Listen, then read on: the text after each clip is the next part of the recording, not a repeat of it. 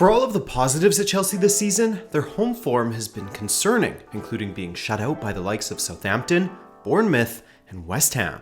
Before we carry on, the article aspects of this video are based on was originally posted on The Athletic and was written by Simon Johnson and Liam Toomey. Head over to www.theathletic.com/RabonaTV to get started with a 7-day free trial and 50% off of your annual subscription. Welcome back to Rabona TV, I'm Adrian, and this, as you know, is another collaboration with The Athletic, and some of you have been asking me for some Chelsea coverage, so here we go. A little tactical insight from The Athletic, and some takes of my own tossed in there. Vamos. Frank Lampard's time at Chelsea has certainly seen some bad mixed in with the good. They're a team in transition, trying to turn a new page with some of the older players that have been at the club since the Mourinho years, while injecting the youthful exuberance of their younger starlets. For the most part, it's been a successful half season of transition, as the likes of Abraham, Pulisic, Mount, Reece James, Kovacic, Tomori, and more have provided Chelsea fans with many moments to celebrate and many things to look forward to.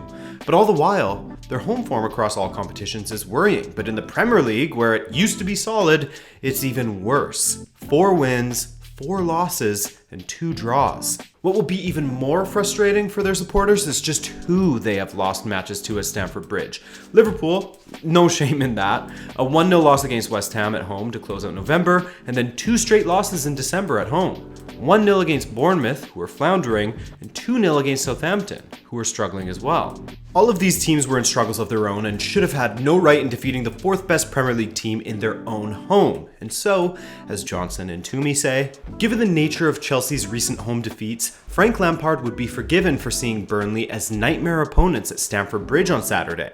The blueprint for success away to Chelsea has been set. Defend deep in large numbers, congest the middle of the pitch, pick your moments to press high, and counterattack with speed. Each time it has worked, Lampard has grown more frustrated with his players' inability to solve one of the most common defensive strategies in football.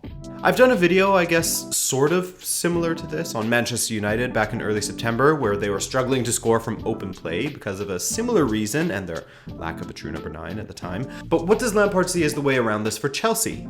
If you're an offensive player, play around the corner, join, mix up your game, and break defensive lines because teams aren't stupid. You need to do more in an attacking sense, he added. Personality comes in lots of different ways. People are coming here and respecting us as Chelsea because they're setting up in that way, but we are not playing like the Chelsea that can break that down.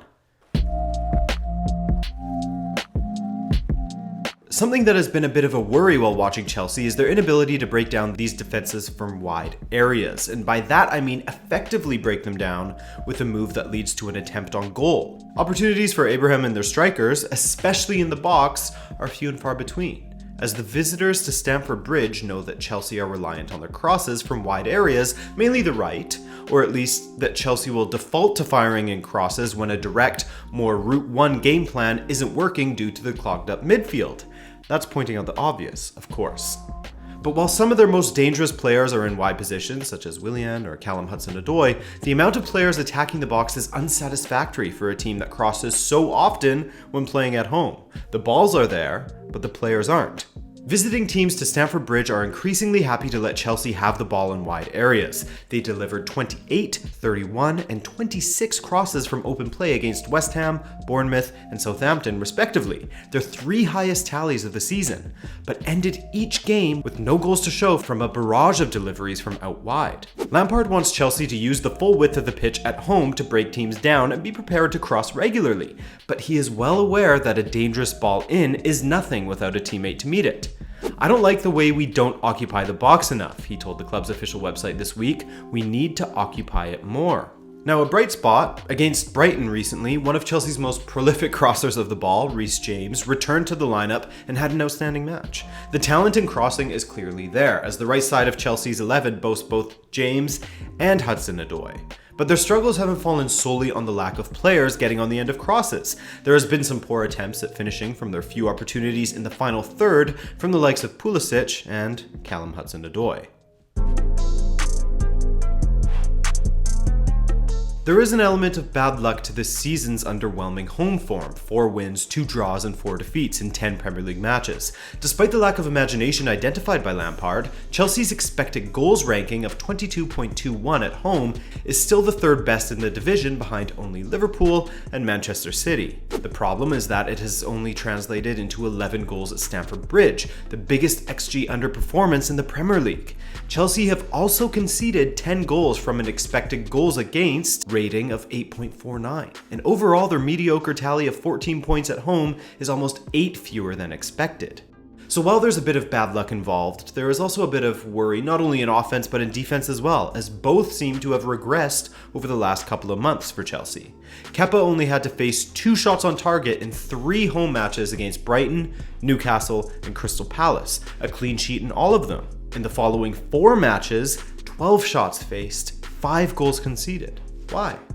Well, part of it could be down to that bad luck, part of it down to their inexperienced back line, but it doesn't help when Chelsea has developed a snail-like ability to get the ball forward to their attackers, often getting bogged down in the midfield. In training and in matches, Lampard is urging his defenders and midfielders to work the ball into Chelsea's attackers much more quickly, while also emphasizing switches of play from one side of the pitch to the other, to change the point of attack and stretch opposition defenses. I'm a Chelsea man and I will be the first one to say the fans were flat and we needed them. I would be the first, but I'm never going to say that because if I'm a fan sitting there, I'd also say, too slow, center back to center back, fullback to fullback, back to center back to fullback, and I don't want to come and see that. The fans shouldn't be excited if we're going to play 10 balls across our back 4. They shouldn't be. I think that's not the team I want to manage. They need a spark. And the idea of facing Burnley at home during a time where Chelsea are struggling at home against teams that love to sit deep, well, if there was ever a team to get over this slump, why not go up against one of the best at this sort of tactic? Luckily for Chelsea, they have some time to get their tactics right and their players refreshed going into this match. The last time that Lampard had some time to get his team prepared was in the lead up to their 2-0 win away to Tottenham, where Lampard outclassed his former mentor, Mourinho. With almost a week since their last game, however, that means expectations will also be high. Burnley, who have tasted defeat only once in 4 visits to Stamford Bridge since returning to the Premier League in 2014, are better equipped than most to punish any further Chelsea failure to execute the game plan. What they do really well effectively is stick balls in the box and compete for them, so we'll know to deal with that in the week. Lampard said of Dyche's team. But also, how are we going to break down a low block? Can we have more imagination? Can we get between the lines better? Can we get to the other side of their midfield? Can we turn and be quick? It is something we have to work on because that's where we have been found wanting. If they succeed against Burnley, it will be a great corner turn for Chelsea, getting one over on the Stamford Bridge hoodoo, as well as their struggles with dealing with low blocks and being quick in their transition. But if they fail again, launching cross after cross to the Burnley defenders in the box, passing it around their back line, slow in transition, conceding plenty of shots to keep Kepa busy, then the moans may ring around Stamford Bridge again, and they could be around for a while. Things do not get any easier for Chelsea at home beyond Burnley. The next 6 visitors to Stamford Bridge in all competitions, excluding any possible FA Cup 5th round opponent, are Arsenal, Manchester United, Tottenham, Bayern Munich, Everton, and Manchester City. But home improvement must come if Chelsea are to keep their noses in front in the battle for 4th place.